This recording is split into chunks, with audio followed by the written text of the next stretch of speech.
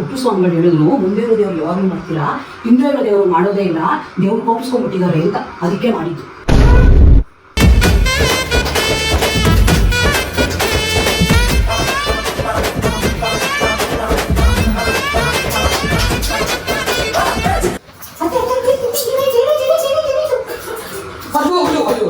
ಇದೇನು ಕುಟ್ಟು ಸ್ವಾಮಿಗಳು ಕಣ್ಣು ಮುಂದೆನೇ ಬಂದ್ಬಿಟ್ಟಿತ್ತು.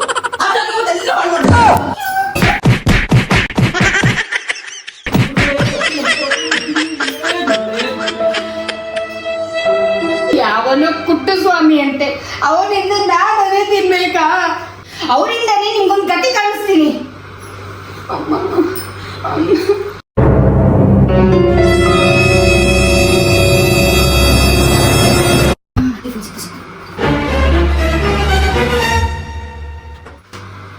ಹಲೋ, ನಾನು ವಾಟ್ಸಪ್ ಅಲ್ಲಿ ಒಂದ್ ನಂಬರ್ ಮತ್ತೆ ಡೀಟೇಲ್ಸ್ ಕಳ್ಸಿದೀನಿ.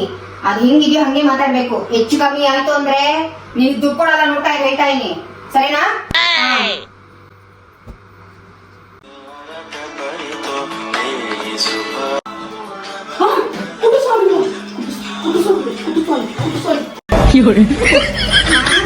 ಹಿಂಗೆ ನಮಸ್ಕಾರ ಮಾಡ್ತಾ ಇರ್ತೀರಾ, ಫೋನ್ ಅಟೆಂಡ್ ಮಾಡ್ತೀರಾ?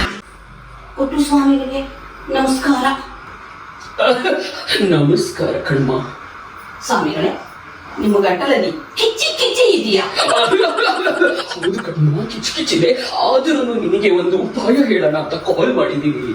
ಲಕ್ಷ್ಮೀ ದೇವಿ ಸದಾ ನಿಮ್ಮನೇಲಿ ನೆಲೆಸೋದಕ್ಕೆ ಒಂದು ಮಹತ್ತರವಾದ ಒಂದು ಉಪಾಯ ಹೇಳ್ತೀನಿ, ಕೇಳಿಸ್ಕೊಳಮ್ಮ.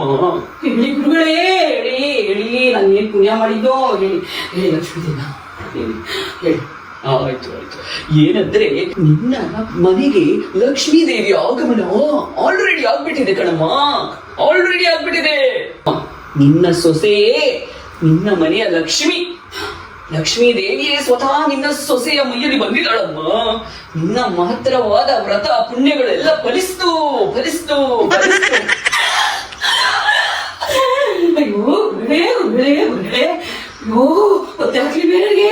ನಾನು ಸೊಸೆ ಸ್ವಲ್ಪ ಇರಮ್ಮ, ಸ್ವಲ್ಪ ಇರು. ನಿನ್ನ ಸೊಸೆಯನ್ನು ನೀನು ತುಂಬಾ ಚೆನ್ನಾಗಿ ನೋಡ್ಕೊಬೇಕಮ್ಮ. ಅವಳ ಕಾಲನ್ನು ಕೂಡ ಕೆಳಗಡೆ ಇಳಿಸಬಾರ್ದು, ಅವಳಿಗೆ ಏನು ಕೆಲಸ ಮಾಡಿಸ್ಬಾರ್ದು. ಅವಳನ್ನ ಪೂಜ್ಯ ಭಾವನೆಯಿಂದ ನೋಡ್ಬೇಕು.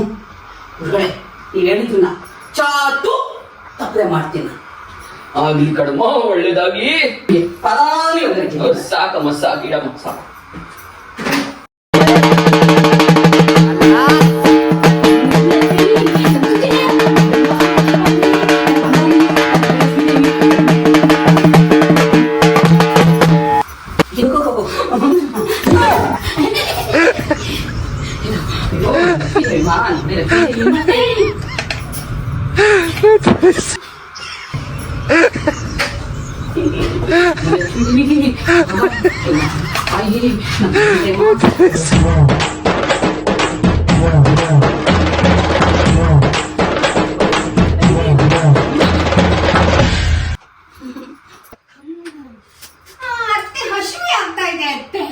ಲಕ್ಷ್ಮೀ ದೇವಿ ಎಲ್ಲಾದ್ರೂ ತಿಂತಾಳ? ಬರೀ ಪೂಜೆ, ಇದೆಲ್ಲ ನಮಗೆ.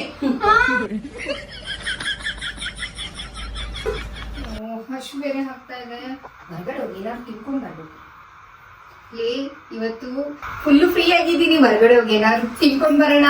ಬರ್ತೀಯಾ? ಲಕ್ಷ್ಮೀ ದೇವಿ ಎಲ್ಲಾದ್ರೂ ಹೊರಗಡೆ ಹೋಗ್ತಾಳ? ನೀನ್ ನಮ್ಮನೆ ಲಕ್ಷ್ಮೀ ದೇವಿ, ನಾನು ಇಲ್ಲೆಲ್ಲೂ ಕೊಡ್ತೇನೆ.